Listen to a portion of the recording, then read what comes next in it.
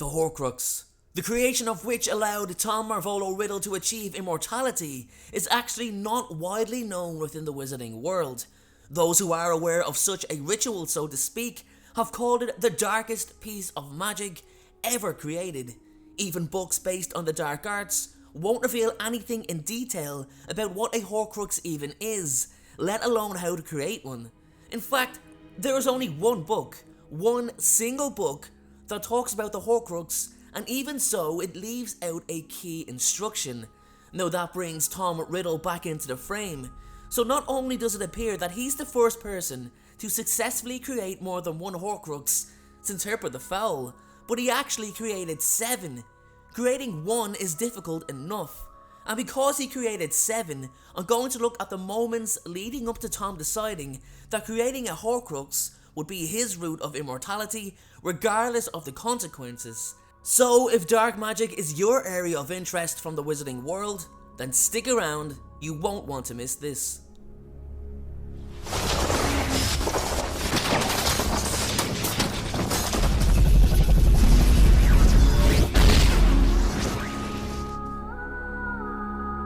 Okay, so let's be real here. He most likely wasn't the only one to attempt the creation of a Horcrux, and he probably wasn't the first to successfully create one since UpTheHill either, as the information was recorded and survived for over 2,000 years, but he's the first to create more than one Horcrux, and is the first on record to actually do it since UpTheHill did it so long ago. Now when I say on record, I mean our record as readers, possibly also on unreleased Ministry records, as I highly doubt Harry or the Ministry would ever want any light shed on how Voldemort achieved his immortality ever released to the public.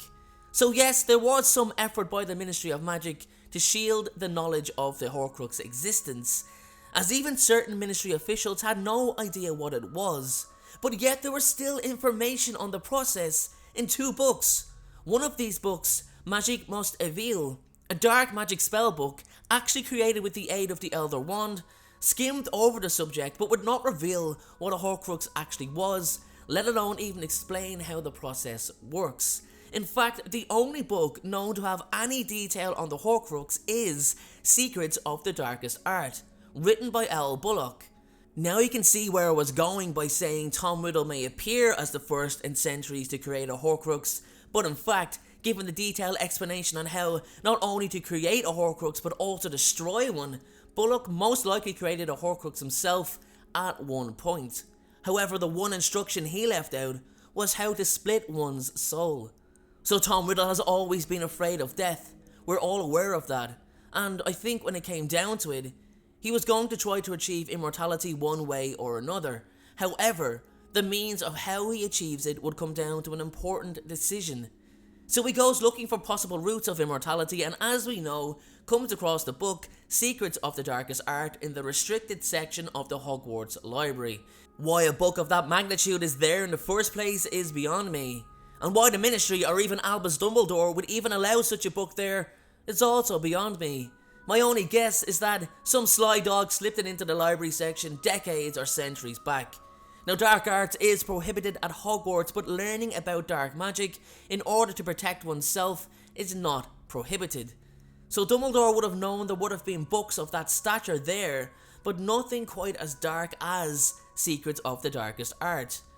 Anyway, so Tom Riddle comes across it and can't quite believe his luck that there is in fact a way to achieve immortality.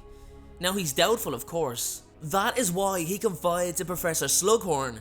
He's always wanted to cheat death, and he finds a way to cheat death, but like many good things, they can seem too good to be true.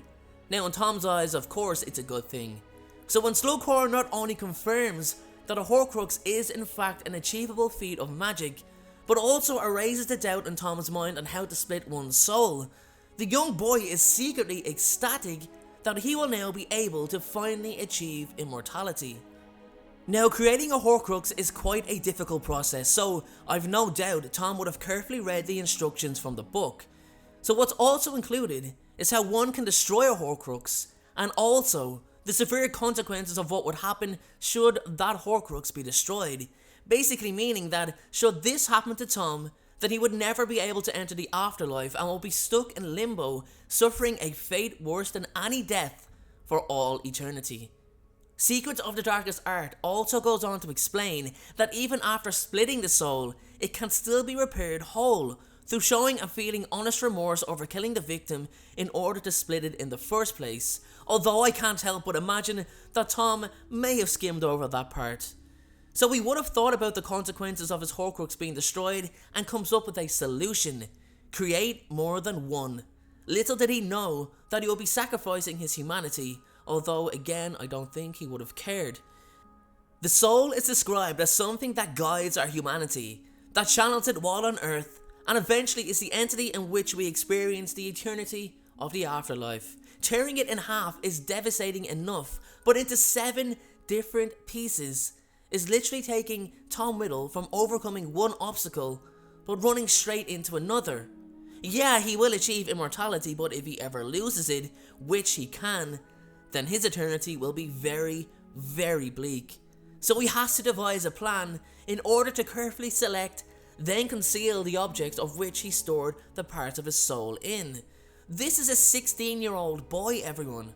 At 16, many boys of his age wouldn't have a care in the world, whereas Tom Riddle has shown such a maturity level beyond his years, he's about to embark upon his life goal.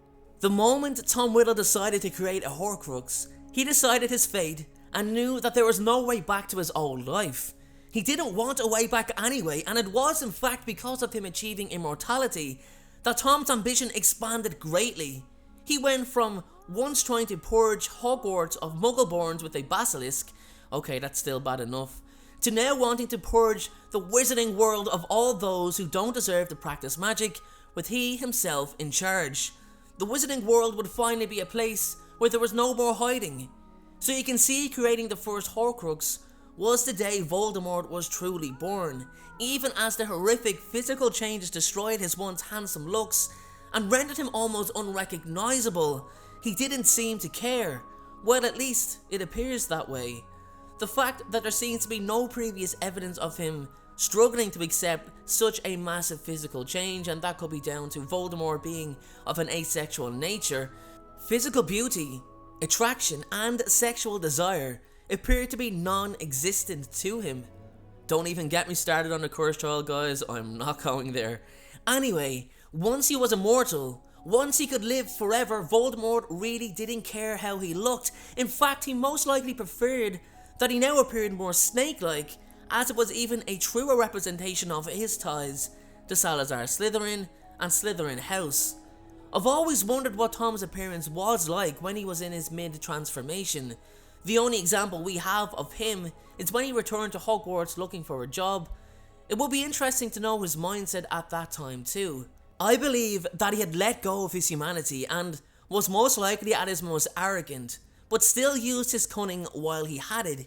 You see, that was something Tom had to sacrifice the moment he started to change. He didn't have his looks, which allowed people to be enticed by his charm, and he used these traits less and less the more he shed Tom Riddle and the more he became Lord Voldemort. It's quite interesting but also completely obvious how crucial creating a Horcrux was to Tom's development into the Dark Lord.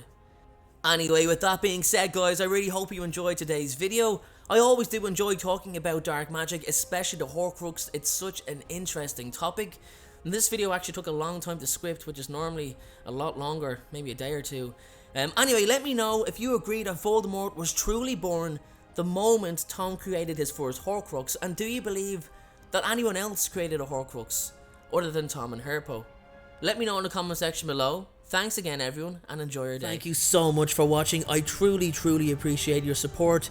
Everyone, notifications of uploads are more important than ever. So please, if you haven't already, turn those notifications on to make sure you're notified the moment my video goes live. Making videos is what I love to do. It's my dream and my passion. However, it does cost time and money to produce this content. So if you have $1 to spare to support me on Patreon in exchange for some exclusive unseen content, then you can click the Patreon link below or at the end of this video. Please only support me if you can afford it. And make sure to follow me on Instagram at InstaDNJ and on Twitter at PotterFolklore Check out my other videos appearing on screen, and please make sure, most importantly, to hit that subscribe button. Thanks again everyone, and please have a great day.